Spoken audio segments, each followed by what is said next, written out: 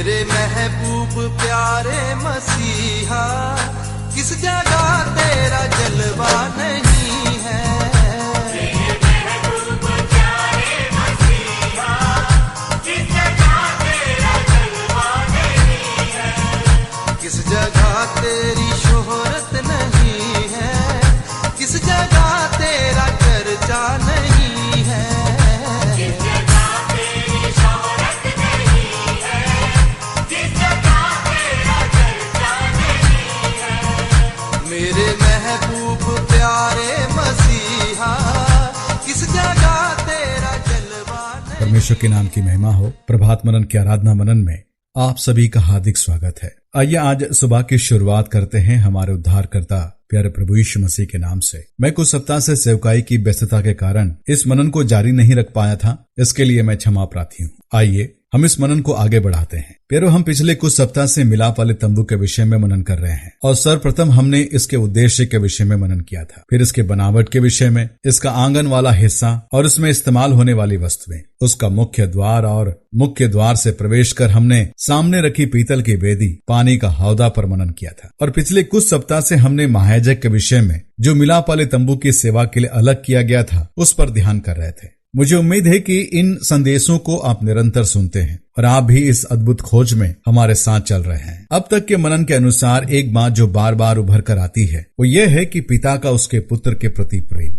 संपूर्ण मिलाप वाले तंबू का मुख्य विषय ही था उसका पुत्र प्रभु यीशु मसीह, जिसके बिना कोई पिता के सम्मुख नहीं आ सकता। हम अपने मनन में मिलाप वाले तंबू के मुख्य द्वार से प्रवेश कर आंगन तक आ पहुंचे हैं और मिलाप वाले तंबू के भीतर जाने को तैयार हैं। पर इससे पहले कि हम भीतर जाकर भीतर रखी वस्तुओं पर मनन करें, हमें परमेश्वर के कुछ और भी मांगों की ओर ध्यान देना जरूरी है, जिसके बिना एक आराधक की आराधना अधूरी थी, जिसके बिना वह परमेश्वर से कदापि मेल मिलाप नहीं कर सकता था। परमेश्वर की यह मांग थी कि उसके सम्मुख आने वाला हर इंसान खाली हाथ न आए, परंतु अपनी क्षमता के अनुसार कुछ न कुछ बलिदान चढ़ाए। पुराने नियम की व्यवस्था के अनुसार बलिदान जो परमेश्वर के संग टूटे हुए रिश्ते को जोड़ता था। आपको याद होगा, पहला बलिदान परमेश्वर ने स्वयं दिया था। पाप में गिरे आदम और हवा के नंगेपन को ढंपने के लिए उसने एक मेमना को बलिदान किया।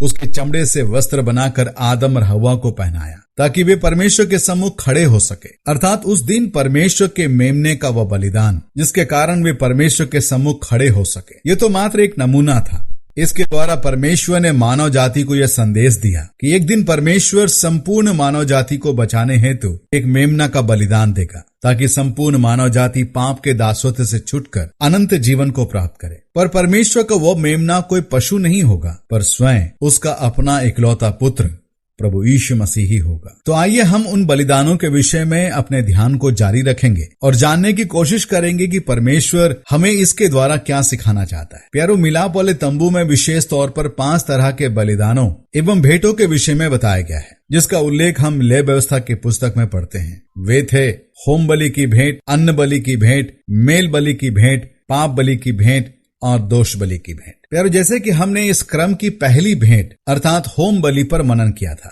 कि होम बलि का बलिदान प्रभु यीशु मसीह का पिता के प्रति और जगत के उद्धार के प्रति समर्पण को दर्शाता है। मसीह का टोटल सरेंडर अर्थात संपूर्ण समर्पण कि अब से उसकी अपनी सोच, उसकी अपनी योजनाएं, इच्छाएं, उसके जीवन के किसी भी हिस्से पर अब उसका कोई हक नहीं होगा। अब उसने अपने आप को संसार के लिए बलिदान होने को अधीन कर दिया है, दबाव से नहीं, पर यह समर्पण संसार के प्रति उसके प्रेम का प्रमाण था। आइए आज हम इसी क्रम के दूसरी भेंट पर अर्थात अन्न बलि की भेंट पर मनन करेंगे। आइए मैं आपके लिए इन पदों को पढ़ देना चाहता हूँ। लेवी व्यवस्था की पुस्तक 2 अध्याय उसका 1 से लेकर 6 पद। जब कोई यहोवा के लिए अन्न बलि का चढ़ावा चढ़ाना चाहे तो वह मैदा चढ़ाए और उस पर तेल डालकर उसके ऊपर लोबान रखे और वह उसको हारून के पुत्रों के पास जो याजक हैं लाए और वह अन्न बलि के तेल मिले हुए मैदे में से इस तरह अपनी मुट्ठी भरकर निकाले कि सब लोबान उसमें आ जाए और याजक उन्हें स्मरण दिलाने वाले भाग के लिए वेदी पर जलाए कि यहोवा के लिए सुखदायक सुगंधित हवन ठहरे और अन्न बलि में से जो बचा रहे वो हारून और उसके पुत्रों का ठहरे। यह यहोवा के हवनों में से परम पवित्र भाग होगा। जब तू अन्न बलि के लिए तंदूर में पकाया हुआ चढ़ावा चढ़ाए तो वो तेल से सने हुए अखमीरी मैदे के फुलकों या तेल से चुपड़ी हुई अखमीरी चपातियों का हो और यदि तेरा चढ़ावा तावे पर पकाया हुआ अन्न बलि हो तो वह तेल से सने हुए अखमीरी मैदे का हो। उसको टुकड़े टुकड़े करके उस पर तेल डालना, तब वह अन्न बलि हो जाएगा। परमेश्वर इस पढ़े गए भाग पर अपनी आशीष को उंडेले। पर आपने एक बात को ध्यान दिया कि जितने भी बलिदानों की चर्चा लेवी व्यवस्था में की गई है, अर्थात 5 बलिदान, इन सभी बलिदानों में लहू का बहाया जाना अनिवार्य था, परंतु अन्न बलि की भेंट बिना लहू बहाए चढ़ाया जा सकता था। अर्थात इसमें कोई पशु या पक्षी शामिल नहीं था, बल्कि केवल अनाज। इस भेंट की रोटी को बनाने की विधि पर यदि हम ध्यान करें तो पाते हैं कि यह तो हूबहू प्रभु के चित्र को प्रस्तुत करता है। अर्थात परमेश्वर पिता इस भेंट के द्वारा अपने पुत्र जगत के उद्धारकर्ता की मनोहरता को प्रकट कर रहा था। आइए हम इस पर ध्यान करें। पहली बात, लेवी व्यवस्था 2 अध्याय और उसके 1 के अनुसार उसमें कुछ ऐसा लिखा गया है, अन्न बलि की भेंट की रोटी मैदे की बनाई जाए। पर इसकी मूल भाषा इब्रानी के अनुसार यहाँ पर मैदा शब्द नहीं परंतु शुद्ध आटा शब्द इस्तेमाल किया गया था। अंग्रेजी में भी ऐसा ही लिखा गया है, फाइन फ्लोर, अर्थात महीन शुद्ध आटा। शुद्ध और साफ गेहूं को पीसकर आटा बनाया जाए और उसकी रोटी बनाकर परमेश्वर को भेंट स्वरूप चढ़ाया जाए। एक और बात जो गौर करने वाली थी, इस रोटी को बनाने की प्रक्रिया में इसमें खमीर ना मिलाया जाए, अर्थात बिना खमीर की रोटी। बाइबल में खमीर को पाप के साथ तुलना किया गया है, परंतु अन्न बलि की भेंट जो बिना खमीर की रोटी थी, जिसे परमेश्वर को चढ़ाया जाता था, अर्थात महीन शुद्ध आटे की बनी अन्न बलि की रोटी प्रभु यीशु मसीह के पवित्र और सिद्ध जीवन को दर्शाता है। ना उसके विचारों में और ना उसके कार्यों में और ना उसके बोली में कोई पाप था, ना उसके जैसा कोई था और ना कोई आएगा। वह बिल्कुल सिद्ध पुरुष था और यह अन्न बलि उसी की पहचान को दर्शाता है। इब्रानियों का लेखक ऐसा लिखता है, इब्रानियों की पत्री 7 अध्याय उसका 26 पद, अतः ऐसा ही महायाजक हमारे योग्य था, जो पवित्र और निष्कपट और निर्मल और पापियों से अलग और स्वर्ग से भी ऊंचा किया हुआ हो।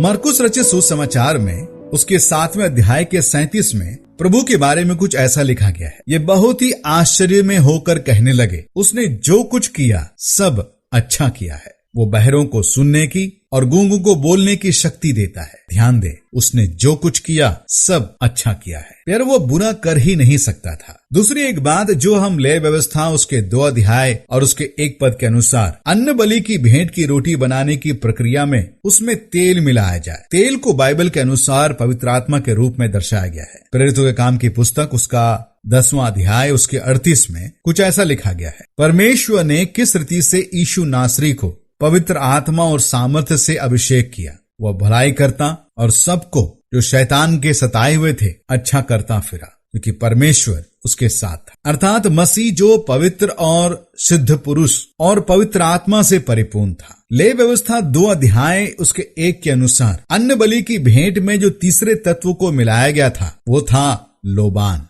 जो एक सुगंध गोंद सरीखा द्रव्य होता था, जिसे उस भेंट की रोटी के ऊपर डालने का निर्देश दिया गया था। इस सुगंधित द्रव्य की खासियत यह थी कि जब यह आग के संपर्क में आता था तो ही इसकी खुशबू महक उठती थी। लोबान को बाइबल में प्रार्थना और परमेश्वर के साथ संगति के रूप में प्रकट किया गया है। हमारे प्रभु यीशु मसीह का हर कार्य, हर कदम, हर योजना अपने पिता के संग संपर्क किए बिना पूरी नहीं होती थी। ये उसके अटूट प्रेम और रिश्ते को प्रकट करता है। लेवी व्यवस्था 2 अध्याय उसके 13 के अनुसार अन्न बलि की भेंट में जो चौथे तत्व को मिलाया गया था वो था नमक। नमक जो सड़ने से बचाता है। बाइबल में इसे हमारी बोली बातचीत के साथ तुलना किया गया है कि हमारे शब्द अनुग्रह से परिपूर्ण हो। संसार में शायद ही ऐसा कोई मनुष्य होगा कि उसकी बोली हमारे प्रभु के समान अनुग्रह से परिपूर्ण रही हो। हमारा प्रभु वह स्वयं अनुग्रहकारी था। अतः इस अन्न बलि की भेंट को एक लाइन में बोलूं तो कुछ ऐसा होगा कि हमारा प्रभु जो 100% सिद्ध और पवित्र था, पवित्र आत्मा से परिपूर्ण था, पिता की योजना के अनुसार हमारे लिए बलिदान होकर हम पर अपनी अनुग्रह को दर्शाया कि हमें अपने प्रेम और बलिदान से मोल लिया है। एक अंतिम बात बोलकर समाप्त करना चाहता हूँ। लेवी व्यवस्था की पुस्तक उसका 6 अध्याय 16 के अनुसार उस अन्न बलि की रोटी के विषय में यह कहा गया है कि उसमें से जो शेष रह जाए उसे स्मरण हेतु हारून और उसके पुत्रों को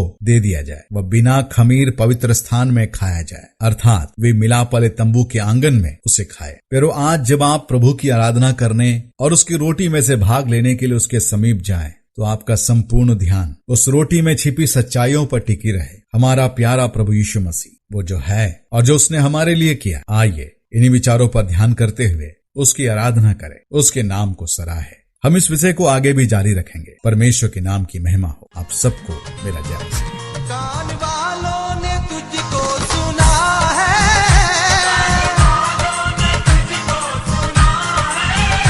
आंख वालों ने तुझको है देखा,